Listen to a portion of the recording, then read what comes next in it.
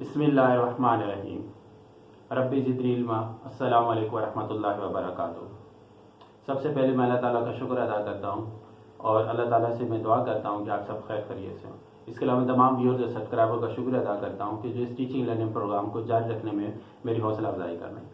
आज का जो आप इसको लेक्चर वीडियो का है, ये वीडियो जो है ये उन तमाम स्टूडेंट्स के लिए है, ख़ास तौर पर जो एमफिल स्टूडेंट्स जो हैं, या ख़ास तौर पर वो स्टूडेंट जो रिसर्च रखने की जो है वो सोच रखते हैं कि हमने आगे यानी कि रिसर्च करनी है या एमफिल पीएचडी में दाखिला लेना है।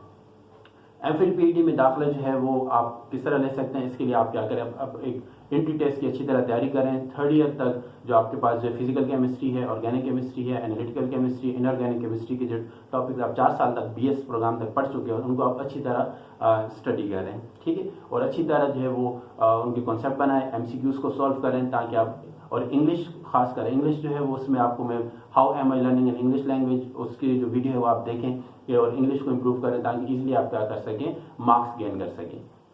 फिर उसके बाद जो है वो आप एमफिल में एडमिशन लेने के बाद आपको कोर्स वर्क कराया जाता है। तो कोर्स आपने ऐसे सिलेक्ट करना है कि जो अच्छी तरह आप समझ सकें। कोर्स वर्क का ताल्लुक जो है वो मैं ये नहीं कहना चाहूँगा कि उससे आपको रिसर्च में बहुत ज़्यादा हेल्प मिलेगी, लेकिन फिर भी आपने कोर्स वर्क ऐसे लेना है जिसमें आप इजीली जो है वो आपकी जीपी जो है वो 3 से ज़्यादा जीपी बन सकें ताकि आप एलिजिबल हो सकें एमफिल पीएचडी रिसर्च के लिए। फिर इसके बाद जब आप जीपी आपके पास 3 जीपी आ जाती है, फिर आप एक रिसर्च सुपरवाइज़र को जो है वो आप चाहते हैं कि मैं एक ऐसा रिसर्च सुपरवाइज़र सिलेक्ट करूं जिससे मेरे जो रिसर्च वर्क हो वो क्या हो, अच्छा रिसर्च वर्क हो। और जब मैं एमफिल पीएचडी की डिग्री लूं तो मुझे एक क्या आपको क्या आना चाहिए, आपको रिसर्च कैसे होती है, रिसर्च को कैसे परफॉर्म किया जाता है, रिसर्च कैसे की जाती है। इसके अलावा जो है रिसर्चर के लिए वो मस्ट होता है कि वो रिसर्च पेपर जो है उसको लिखना आना चाहिए। रिसर्च पेपर भी वो जो इंटरनेशनल स्टैंडर्ड जो इम्पैक्ट फैक्टर जर्नल्स के अंदर जो है वो ईजिली वो क्या हो सके, एक्सेप्ट हो सके। तो सबसे पहले आपने जो है वो सुपरवाइजर के ऐसा क्या जो सुपरवाइजर है वो कैसा होना चाहिए, यानी सुपरवाइजर के अंदर आप कैसे आपको पता चल सकता है कि ये सुपरवाइजर जो है, रिसर्च सुपरवाइजर जो है ये आपके लिए बहुत हेल्पफुल साबित होगा। तो मैं सबसे पहले मैं आपको ये बताना चाहूँगा कि आप अगर किसी भी रिसर्च सुपरवाइजर को सिलेक्ट करने जा रहे हैं तो आप सबसे पहले ये देखें, आजकल जो है बहुत से स्टूडेंट्स को रिसर्च गेट का नहीं पता। रिसर्च गेट के ऊपर आप जाएं, रिसर्च गेट के ऊपर तमाम आपके जो हैं जिस सुपरवाइज़र के बारे में आप चाहते हैं कि मैं उसको सुपरवाइजर रिसर्च सुपरवाइज़र सेलेक्ट करूं, आप रिसर्च गेट पे जाएं, गूगल स्कॉलर पे जाएं, वहाँ नाम लिखें, आपके पास पूरी उस रिसर्च सुपरवाइज़र की आईडी आ जाएगी। आप वहाँ देखें कि रिसर्च पेपर जो है हर साल उस सुपरवाइजर के रिसर्च पेपर जो है वो कितने पब्लिश हो रहे हैं। इसके अलावा आपने ये देखना है कि इम्पैक्ट फैक्टर जर्नल्स में जो है वो पब्लिश हो रहे हैं नहीं हो रहे। इसके अलावा इम्पैक्ट फैक्टर जर्नल्स क्यों, इम्पैक्ट फैक्टर जर्नल इसलिए होते हैं क्योंकि हायर एजुकेशन कमीशन की ये पॉलिसी है कि आपको एमफिल पीएचडी डिग्री आपको तब आपको जो है वो एलिजिबल होते हैं जब आपका एक पेपर, कम से कम एक पेपर जो है वो रिसर्च इम्पैक्ट फैक्टर जर्नल में क्या हो, पब्लिश होना चाहिए। हमारे यहाँ क्या होता है कि हम जो है मोस्टली स्टूडेंट्स जो है वो पेड जर्नल के अंदर जो है वो पब्लिश करा देते हैं जिनको इसकी इंफॉर्मेशन भी नहीं होती कि इम्पैक्ट फैक्टर है या नहीं है।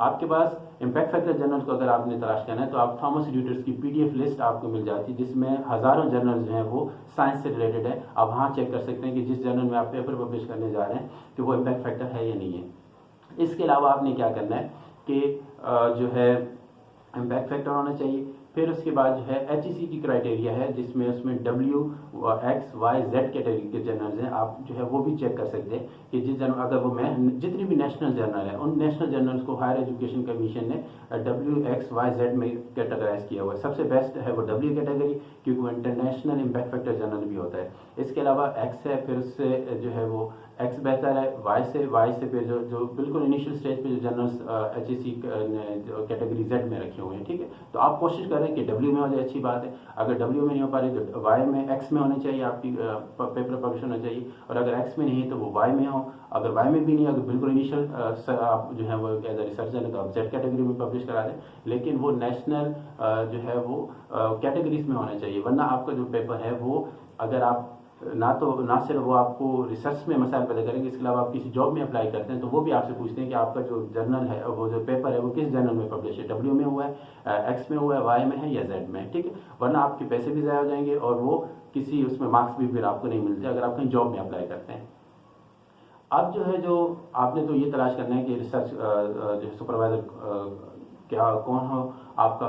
तो इसके लिए आपको मैंने आपसे कहा कि आप रिसर्च गेट पे जाएं, ठीक है। इसके अलावा आप गूगल स्कॉलर पे जाएं, आप देखेंगे उस रिसर्चर के पर ईयर कम से कम 2 रिसर्च पेपर जो हैं वो इम्पैक्ट फैक्टर जर्नल में पब्लिश होने चाहिए, ठीक है। इसके अलावा आपको तमाम मटीरियल्स जो है वो आपको प्रोवाइड करें। इसके अलावा आपको रिसर्च पेपर कैसे लिखा जाता है वो आपको सिखाया जाए। फिर उसके बाद जो है कॉन्फ्रेंस की क्या इंपॉर्टेंस है, कॉन्फ्रेंस में आप जो है वो अपने पेपर्स को पब्लिश करें, वो करें, प्रेजेंट करें। इसके अलावा पेपर को किसी जर्नल में भेजा कैसे जाता है, उसको वहाँ पे जो है वो सबमिट कैसे किया जाता है। फिर उसके बाद रिव्यूअर से कांटेक्ट कैसे किया जाता है, रिव्यूअर्स के कमेंट्स को आप किस तरह रिप्लाई देते हैं।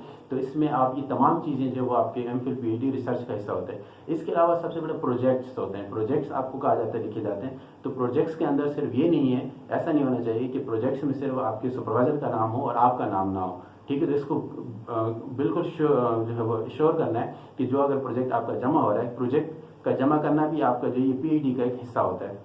ये भी एक कोर्स होता है कि जिसमें प्रोजेक्ट को कैसे लिखा जाए और प्रोजेक्ट को किस तरह अप्रूव किया जाए। तो उसमें आपने अपने सुपरवाइजर के साथ आपका नाम जो आप जरूर चेक करें कि उसमें आपका नाम है या नहीं है। क्यों? क्योंकि जब आप पीएचडी की डिग्री हासिल कर लेते हैं, फिर आप जॉब में अप्लाई करते हैं, जो जॉब में फॉर्म होता है उसमें लिखा हो जाता है कि आपने कितने प्रोजेक्ट अप्रूव कराए और उसमें आप प्रिंसिपल को ऑथर थे या जो प्रिंसिपल ऑथर थे या को ऑथर थे। तो वो मस्ट है। बाद में आपके प्रोजेक्ट एक्सेप्ट हो चुके होते हैं लेकिन आपका उसके अंदर नाम नहीं होता है, ठीक है, जो आपके तीसरे टाइटल से रिलेटेड होते हैं वो। तो इस चीज़ का जो बहुत ख्याल रखिएगा। तो इसके अलावा जो है अगर आप एमफिल पीएचडी डिग्री हासिल कर लेते हैं तो आपके अंदर जो मैं समझता हूँ कम से कम 2 खूबियाँ होनी चाहिए, आपके अंदर स्किल्स होनी चाहिए। एक तो आप इंटरनेशनल रिसर्च पेपर जो है वो कैसे लिखा जाए वो आपको आना चाहिए, और उसको जर्नल किसी भी सूटेबल जर्नल के अंदर कैसे उसको जो है वो सबमिट किया जाए। फिर उसके बाद पूरा प्रोसेस होता है, सबमिशन के बाद आपके रिव्यूज़ के कमेंट्स आते हैं, आप उन रिव्यूज़ के कमेंट्स को आपने किस तरह हैंडल करना है, ठीक है। फिर उसके बाद जो है वो आपके पास जो क्या होना चाहिए कि रिसर्च कैसे की जाए, ये आपके अंदर ये स्किल जो है वो जब आप एमफिल पीएचडी डिग्री आपके पास आ जाती है तो ज़रूर होनी चाहिए। वरना अगर आपको रिसर्च पेपर लिखना नहीं आता, आप रिसर्च पेपर को जो है वो सबमिशन और इसको पब्लिशिंग आपको अगर नहीं आती तो ये फिर आपके लिए बहुत ज़्यादा एक वीक पॉइंट है आपका। और फिर रिसर्च कैसे की जाए, रिसर्च का काम कैसे स्टार्ट किया जाए, ये तमाम चीज़ें, ये स्किल्स जो हैं वो आपके एमफिल पीएचडी के दौरान आपको सीख लेनी चाहिए, ठीक है। इसके अलावा प्रोजेक्ट जो हैं ज़रूर लिखें, आपको रिसर्च सुपरवाइजर के नाम एक प्रोजेक्ट लिखें, हमने इसको जमा कराना है तो वो बिल्कुल लिखें। लेकिन इसके बाद आपने ये ज़रूर वो कहना है कि इसमें आपका नाम होना चाहिए, क्योंकि जब आप पीएचडी कर लेते हैं उसके बाद जो है वो आपके पास आप जो वो लेटर मिलता है उस लेटर की आप फोटोकॉपी अपने पास रखें, ताकि जब आप कहीं सीवी जब आप अप्लाई करें किसी जॉब के लिए तो वहाँ पे आप उसको अटैच कीजिएगा। क्योंकि हर आपके जो है वो जिस तरह कहते हैं कि मैट्रिक के मार्क्स होते हैं उसके नंबर दिए जाते हैं, इंटर की परसेंटेज के मार्क्स होते हैं, बीएस के या एमएससी के परसेंटेज के मार्क्स होते हैं, एमफिल पीएचडी के मार्क्स होते हैं। इसी तरह आपके प्रोजेक्ट के भी मार्क्स होते हैं, रिसर्च पेपर्स के भी मार्क्स होते हैं, आपकी टीचिंग एक्सपीरियंस के भी मार्क्स होते हैं। ये सब जो है मार्क्स काउंट करके आपका क्या होता है एक डेटा बनता है, जिसकी बेस में आपके जो है वो आप किसी भी lecturer, assistant professor, associate professor या के लिए जब आप अप्लाई करते हैं तो वहाँ पे इस मार्क्स को क्या किया जाता है, कंसीडर किया जाता है, ठीक है। उम्मीद है कि इसमें आपको बहुत से पॉइंट्स जो है वो आपको समझ में आपको हेल्प होगी और आप जो है वो एक अच्छा सुपरवाइज़र जो है वो आपको सिलेक्ट करने में आपको इन पॉइंट्स से हेल्प लेंगे।